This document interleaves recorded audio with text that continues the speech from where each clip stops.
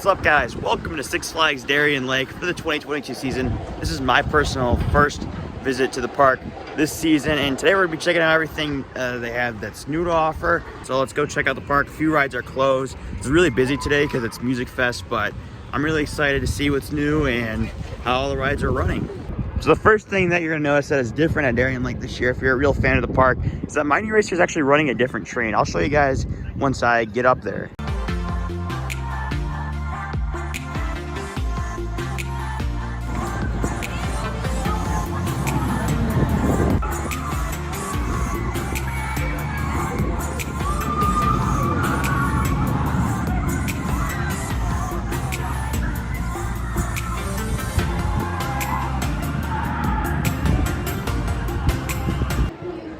So I just made the terrible decision to wait 70, 80, 90, close around there minutes for Mighty Racer.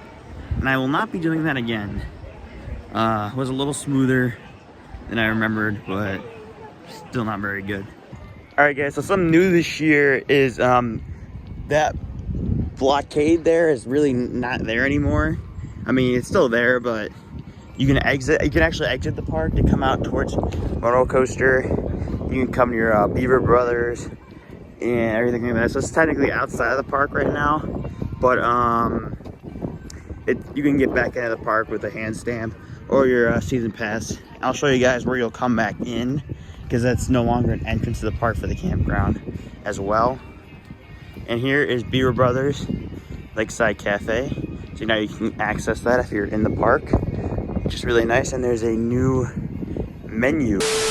There's a new menu for Beaver Brothers. You can get barbecue, mac and cheese, and all that good stuff here. You can also get your beverages here as well. And there's also a breakfast buffet for campground and hotel guests. Unfortunately, right here is the site of the old Ignite the Night show, and it does not look like they want to bring it back. This looks like abandoned and just, it does not look like they're preparing to do the show anytime soon. And it's really unfortunate because it was one of the best parts of the park. And probably because of not doing late closings anymore on weekdays. They used to do it every day in the summer. But this is just really unfortunate. I'm really sad to see the stadium in this state. So as you can see, there's still a blockade here, but you can now exit by Boomerang back into the campground area, and it's a lot better than it was last year. Still not ideal, but it's better than it was before. And the new entrance is now over here, so if you're coming in from the campground, this is where you're gonna actually enter in from the park. So this is cool. If you're coming from the campground, you can come in 30 minutes early, and apparently you can purchase 2 rides before the park opens. So that's cool. I'll be staying at the hotel later this year, and I'll make sure to check this out. So this is pretty cool. Here's where you're gonna enter in if you're coming in the campground. They redid this entrance, security here, and all that good stuff. So yeah, that's where you're gonna be entering if you're coming from the campground.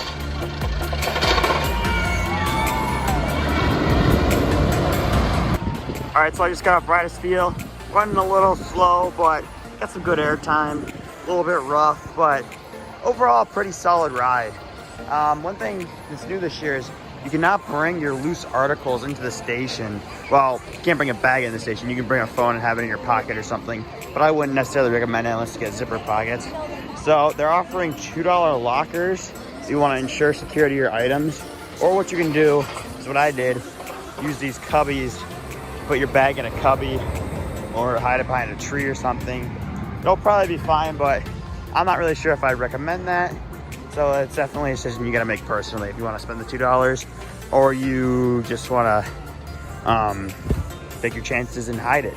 But yeah, the ride's pretty good, and I don't know. We'll see how that system works. Hopefully it speeds up operations, but they were not too great today.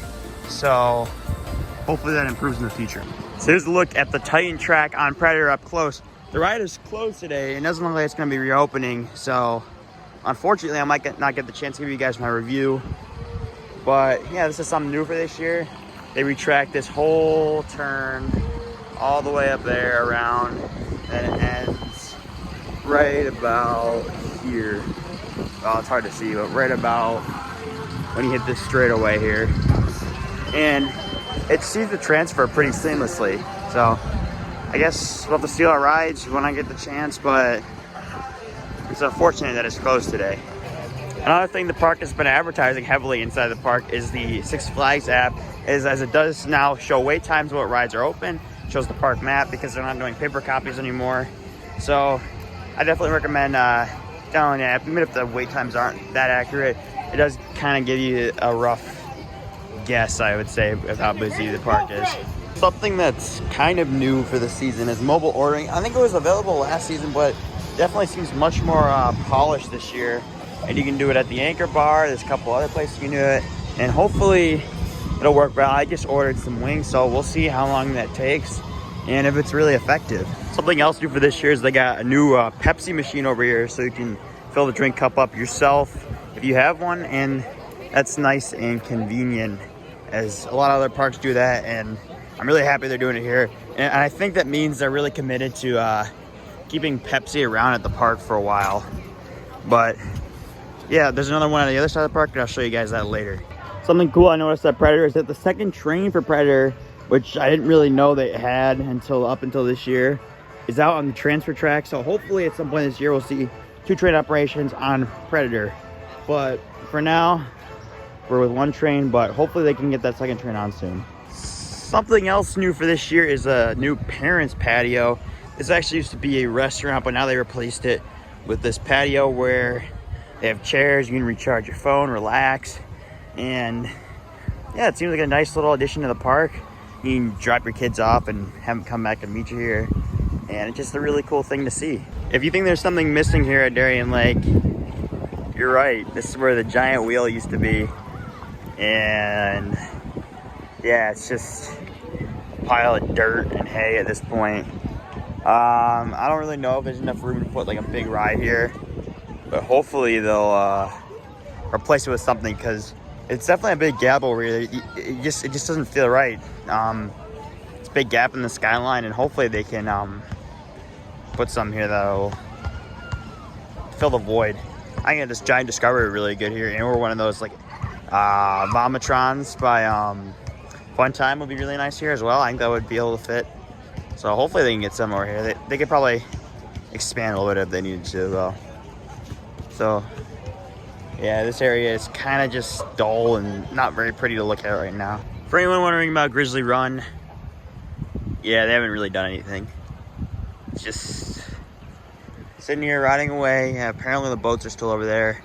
I don't really know if you can see them, but yeah, it doesn't look like they're in a rush to do anything with this. This is where the second self-serve drink machine is. I don't know why it's closed, but this is where it would be if it was open. So new for the 2022 season, Splashtown has been renamed to Hurricane Harbor. And there's a new water slide, and we're gonna check that out momentarily. So right here they put in some new lockers that you can buy, which is pretty cool to see. Here's Big Kahuna. Doesn't look like this guy's gonna be opening for a while, given that there's no water. We'll have to see what happens to this guy. I can honestly see it getting removed, considering that it's almost never open. It takes up a large plot of land. They could probably put something nice right here. Here's some cool new surfboards. Cool theming here.